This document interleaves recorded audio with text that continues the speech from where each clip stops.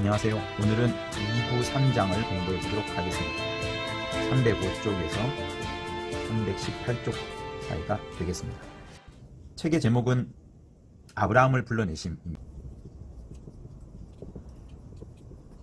함께 공부해 보도록 하겠습니다. 자, 단편적으로 볼 것이 몇 가지 정도가 있어요. 모세에 관한 건데요. 모세는 어릴 적에 이제 부모를 떠나죠. 부모를 떠나서 이 애굽 왕실의 언어와 애굽 교육을 받습니다. 당연히 그는 히브리 말이 불편했죠. 왜냐하면 마들 랭귀지, 그러니까 모국어가 이 애굽의 교육, 애굽의 언어였기 때문에 히브리 말이 불편했습니다.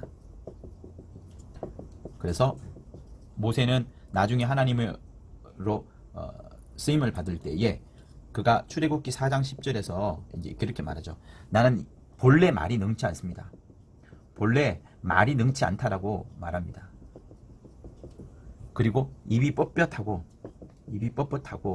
혀가 둔합니다 라고 말을 하죠. 이런 내용도 있겠지만 더 중요한 것은 애굽에서의 언어가 자기의 기본 어릴 때 언어였기 때문에 히브리 말이 불편했고, 그러다 보니까 이스라엘 백성들을 적절하게 하나님의 말씀으로 가르치고 할 때에 그는 그의 말이 굉장히 불편했을 겁니다. 그러나 반면 모세 형은 어땠어요? 모세 형 아론은 처음부터 히브리 말이 아주 능통한 자였기 때문에 모세 형 아론을 통해서 대언자로서 역할을 감당하게 됩니다. 네, 이 부분을 한번 보고요. 바벨탑에서 한번 볼 건데요. 이미 이제 여러분들이 많이 보셨을 텐데, 바벨탑에서 그들이 했던 중요한 말이 있습니다. 자기들이 꼭대기를 하늘에 닿게 하자. 그만큼 교만이 극치를 달하는 겁니다. 두 번째, 그들이 또 말하죠. 우리 이름을 내자. 감히 하나님보다 더 큰 이름을 낼 그게 뭐가 있습니까? 우리가 일전에 공부했다시피 하늘 영계에는 이름을 가진 자가 없어요. 천사들도 이름을 가진 것이 아니라 표호를 가졌을 뿐입니다. 그런데 이 땅에서 사람들이 우리 이름을 내자, 심지어 그것이 하늘에 닿게 하자, 이런 말까지 하고, 우리 흩어지지 말자 라며 어떤 군중주의, 사람들의 의견을 모아가지고 모든 것을 뒤집어 버리는 그런 것들을 이들이 말을 하게 됩니다. 으쌰으쌰한 이런 것들, 하나님의 뜻을 신분주의로 이끌어가기 위해서는 이런 것들하고는 전혀 맞지 않기 때문에 하나님께서는 바벨탑을 흩어버리시죠. 이 바벨탑을 흩으면서 여러 언어로 쪼개지게 되고, 고대 언어 중에서 아람어라고 하기도 하고 그건 갈대아 언어라고도 하는데, 그 언어로서 아브라함을 이제 불러냅니다. 그리고 이제 시작이 됩니다. 자, 우선 한번 볼 것은요, 말씀이라는 부분이 있습니다. 말씀은 결코 언어가 아닙니다. 말씀을 언어로 생각하면 많은 부분을 놓칩니다. 하나님께서 이 땅에 오실 때에 말씀으로 오셨다는 부분들을 굉장히 집중하여서 생각해야 됩니다. 말씀으로 오셨다는 사실, 왜 말씀으로 오셨고 지금도 이 말씀이 얼마나 중요한 것에 대하여서 우리가 포인트를 잡아야 될 부분이 여기 있는 겁니다. 다시 말하면 말씀이 언어로 충분히 생각될 수 있겠지만 말씀은 언어가 결코 아니다. 오히려 이 말씀은 하나님의 살아계심을 증거하는 말이라 그래서 로고스라고 이제 많이들 표현을 합니다. 로고스를 직접적으로 말씀하자면 하나님의 피 뿌린 옷을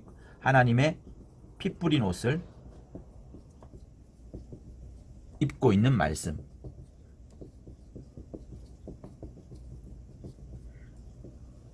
계시록 19장 13절에 있죠. 이것이 로고스의 직접적인 정의라 봐도 됩니다. 그러므로 이 말씀, 그리고 로고스라는 것은 하나님의 생명, 영, 하나님의 살아계신 실상의 전부를 보여주는 것이 로고스요, 말씀이라 할 수 있습니다. 그래서 누군가가 말씀을 전하겠습니다 한다면 그 사람의 말씀은 언어로서 말하는 것이 아니에요. 그냥 읽는 것도 아닙니다. 단순하게 제시해 주는 것도 아닙니다.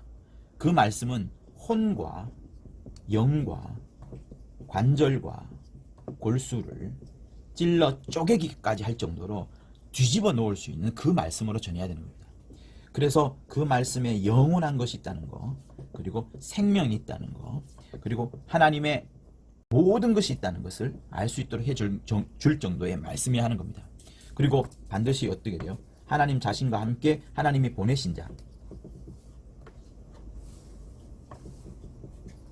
예수를 알게 하는 것이 하나님의 말씀인 거예요. 그러니까 누군가가 이 설교 시간에 하나님의 말씀을 전한다면서 웃기는 방법으로 해서는 것도 안 되는 것이고요. 철학을 이야기하는 것도 아닌 것이고요. 논리로 가득 차서 사람들을 질릴 정도로 해버리는 것도 아닌 것이고요.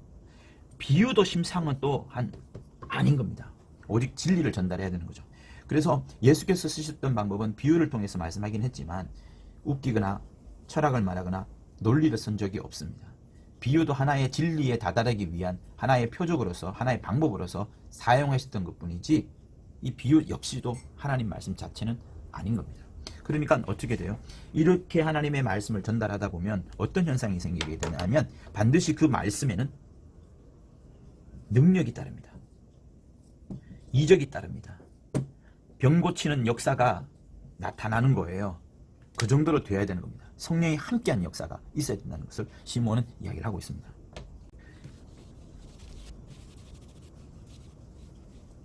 그리고 짧게 한번 또 말씀을 전하면 예수의 말에 거하자, 예수의 말씀을 이제 강조하는데 이 말씀에 거하라는 겁니다. 이 말씀에 완전히 빠져들어라. 이 말씀을 살아내라. 이 말씀 속에 거하라. 이 말씀 속에서 살아라 하는 그것을 이 책은 강조하죠. 그러면서 이제 변화산상과 침례 받으실 때에 하나님 아버지께서 말씀하셨던 저의 말을 들으라, 곧 예수의 말을 들으라는 말씀을 또 이제 시몬은 쓰고 있고요. 또 이 말씀을 듣고 지키면, 예수의 말씀을 듣고 지키면 이런 것도 나오고, 그리고 예수의 명령이 이제 영생이다, 이제 이런 내용도 나오고, 그만큼 예수의 말씀이 중요하다는 것을 이 책은 계속해서 이야기를 하고 있습니다. 여러 성경 구절을 드러내면서. 그리고 그렇게 이런 하나님의 말씀, 곧 복음에는 하나님의 의가 나타난다 라고 이제 또 이야기도 나오죠. 그리고 하나님의 음성을 들을 때가 있을 것이다, 온다는 것을 이제 말합니다. 언제?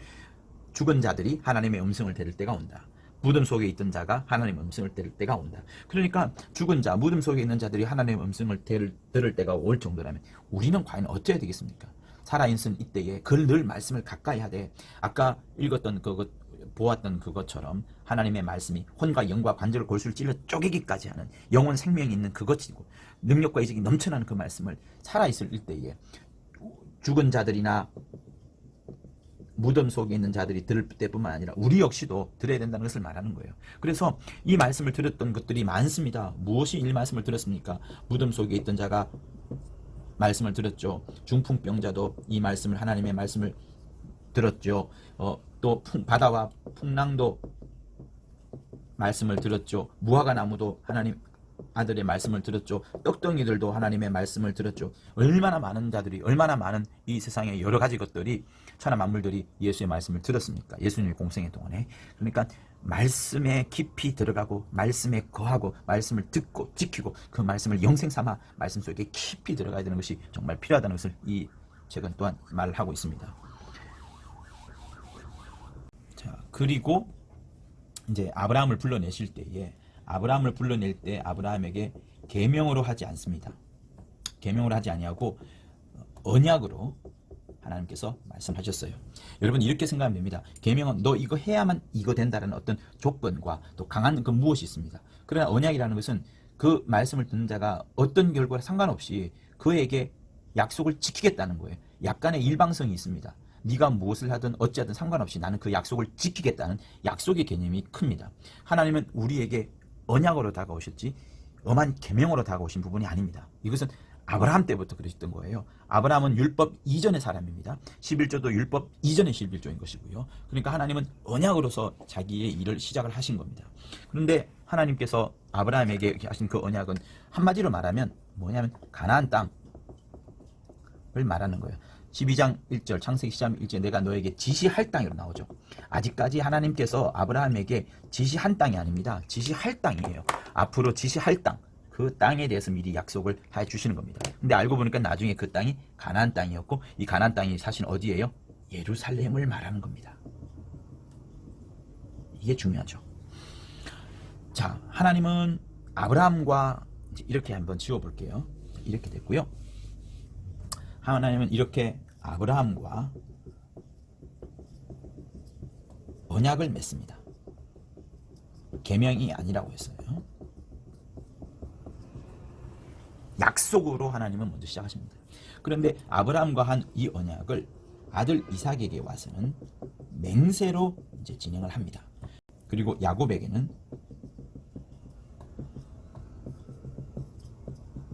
율례로 아브라함과의 언약을 율례로 이제 진행을 하시는 겁니다. 자, 중요한 부분은 뭐냐면 이삭에게 맹세한 이 부분은 영으로 한 겁니다. 여러분 이것을 잘 들으셔야 됩니다. 이 부분은 영으로 한 거예요. 그렇다면 이 부분은 곧 율례가 육체의 예법이잖아요. 육체의 예법이니까 이 율례는 육체를 향하여서 한 겁니다. 그러니까 육체가 아브라함과의 언약이 아까 뭐라 그랬어요? 가나안 땅, 지시할 땅, 결국은 예루살렘이라고 그랬잖아요. 이 육체가 가나안 땅으로 가는 그것을 이제 말씀하시는 겁니다. 반면 영, 이삭과의 맹세를 통하여서 아브라함과의 언약한 부분을 이삭에게 맹세했는데 그것은 영으로 진행되는 거예요. 그렇다면 육체가 가나안 땅에 들어가는 것처럼 이제는 영이 가나안 땅에서 시작하는 것을 말합니다. 결국 육체가 가나안 땅에서 어떻게 돼요? 도착을 하지만 예수가 죽는 죽음에까지 가게 되고, 그리고 이 가나안 땅, 곧 예루살렘에서 영이 시작을 하는 겁니다. 이 가나안 땅 예루살렘에서 시작하는 약속이 이 속에 들어가 있는 거예요. 그죠? 영의 시작의 약속. 그래서 이 부분을 다시 한번 설명해 드릴게요. 야곱과의 율례를 통하여서 아브라함과의 언약을 지키겠다고 하셨는데, 이 율례라는 것은 육체의 예법을 말합니다. 육체를 어가는 거예요.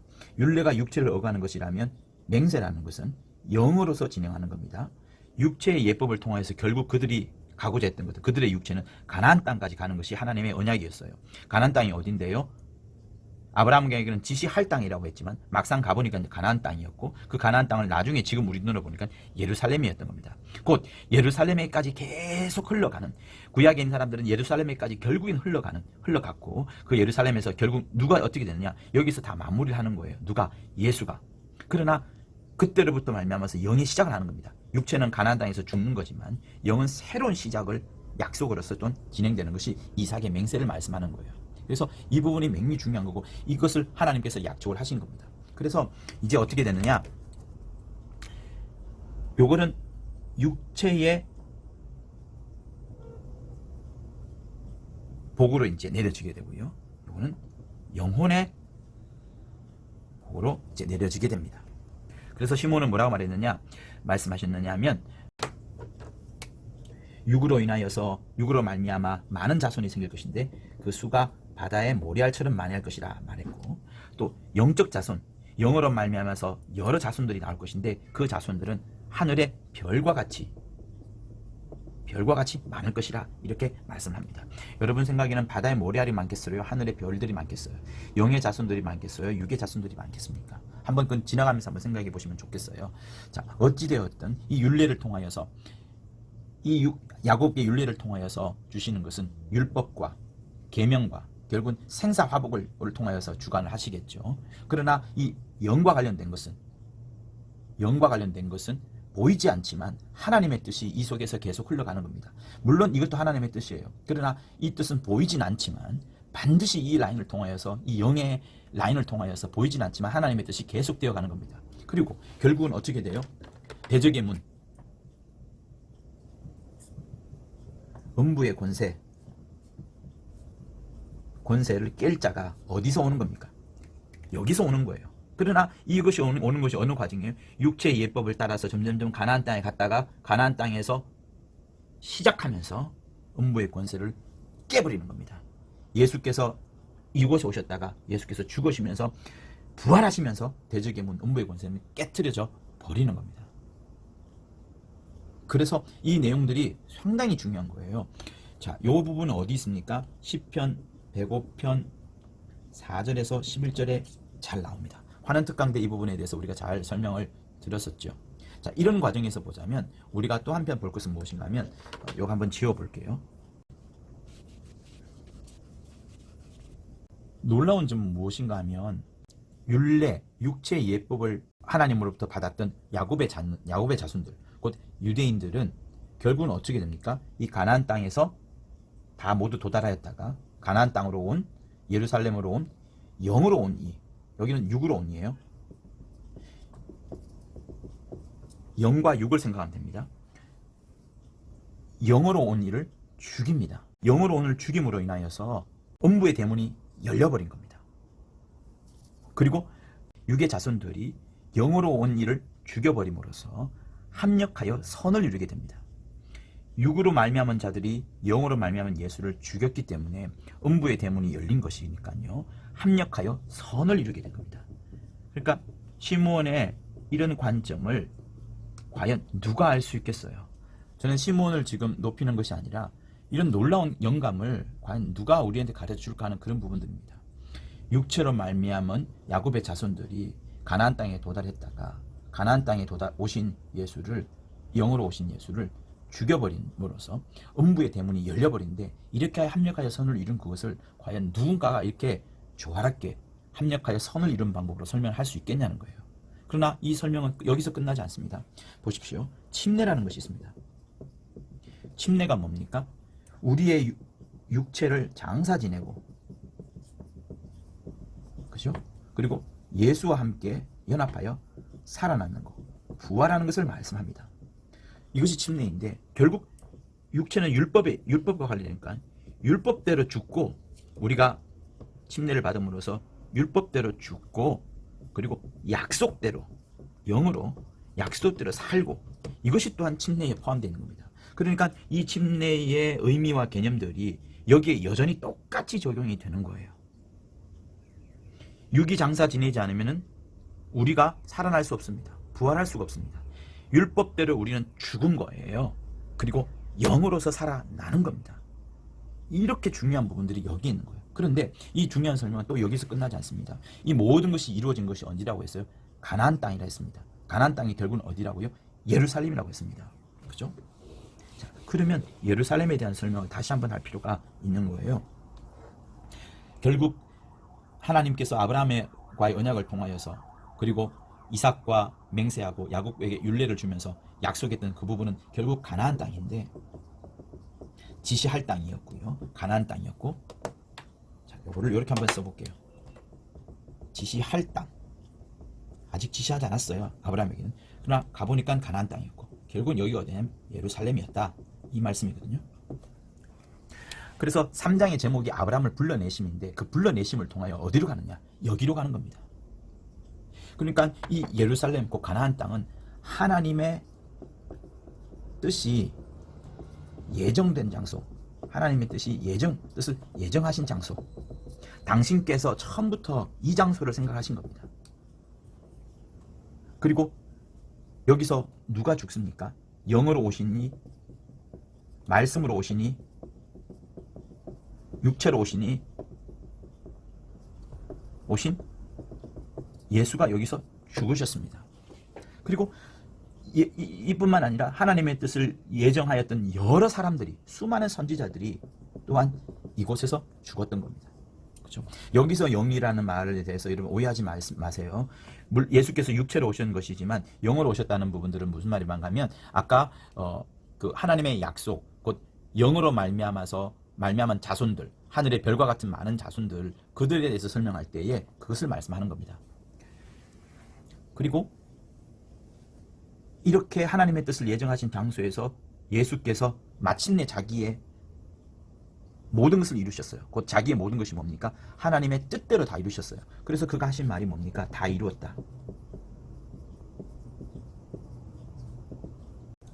다 이뤘다. 테텔레스타이, 원문으로 그렇고요. 영어로는 it is finished 이렇게 말씀하시죠. 무엇을? 하나님의 뜻을 다 이루신 겁니다. 그러니까 이 예루살렘, 가나안 땅에서 창세전에 품었던 처음의 경험을, 진짜 시몬의 이 표현은 멋진 것 같습니다. 처음의 경험을 마침내 마지막으로 완성하신 장소, 처음 태초에 품으셨던 아들 예수의 경험을 마지막으로 이 땅에 오셔서 완성하신 장소가 예루살렘, 다시 말하면 이곳이 하나님의 뜻이 예정하신 장소, 하나님의 뜻을 이룬 장소, 테텔레스타이 하는 장소인 겁니다. 결국 또 이것이 어디예요? 이곳은 또한 아브라함을 통해서 약속을 했었고, 이삭이 모리아산에서 죽을 뻔하다가 또 삶을 경험하는 그래서 결국 이것이 하나님께서 맹세하신 거잖아요. 하나님께서 맹세하신 그 확정하신 장소가 또한 이곳인 겁니다. 그리고 여기는 이삭뿐만 아니라 역시 이삭의 아버지를 향해서도 마찬가지입니다. 아브라함. 하나님 처음부터 아브라함과 언약을 하셨어요. 이곳 모리아산, 여긴 모리아산이거든요. 모리아산에서 이삭은 죽었다가 다시 살아난 것이 증거가 되어서 이것을 맹세로 확정하셨잖아요. 그래서 이곳 모리아산, 예루살렘, 가나안 땅, 지시할 땅, 이곳은 아브라함이 하나님을 향한 사랑의 극치의 장소입니다. 그리고 마찬 또 하나님께서도 아브라함의 믿음을 보고 깜짝 놀라셨기 때문에 하나님께서도 아브라함을 향한 하나님의 사랑의 극치를 보여준 곳이 또한 이곳인 거예요. 이렇게 멋진 곳입니다. 근데 여러분, 이것으로 끝나지 않아요. 왜 끝나지 않느냐? 이곳에서 예수께서 죽으셨지만 예루살렘에서 마무리 하셨어요. 그러나 중요한 부분은 예루살렘에서 또 시작을 합니다. 이곳에서 새로운 시작이 있습니다. 왜? 예수께서 부활하셨기 때문에. 무엇이 시작하는데요? 성령의 역사가 시작됩니다. 그리고 교회가 시작됩니다. 성령의 역사, 교회가 역사에 시작되는 곳이 예루살렘에서부터 또한 시작해서 온 세계로 뻗어나가는 것이 이제는 하나님의 뜻이 되어가는 거예요. 그런데 시몬은 여기서 한마디 중요한 단금과 같은 중요한 말씀을 우리에게 찌르죠. 그것이 무엇인가 하면 이때로부터 중요한 싸움이 있는데 선악을 아는 양심과 하나님의 은혜로 풍성한 자유를 누리는 그 두 가지가 엄청난 대립을 한다는 것을 말미에 두고 있습니다. 그러니까 이렇게 성령의 역사, 교회가 세워져 가고 성도들이 막 그리스도의 몸을 이루어가면서 진행이 되지만 짐짓주에 빠져들 수 있는 선악을 아는 양심과 하나님의 은혜로 자유가 부딪히는 이 중요한 기점이 또한 이때로부터 시작된다는 것을 말씀하고 있는 거예요. 자, 이렇게 해서 우리 3장 아브라함을 불러내심은 마무리하시도록 하겠습니다. 감사합니다.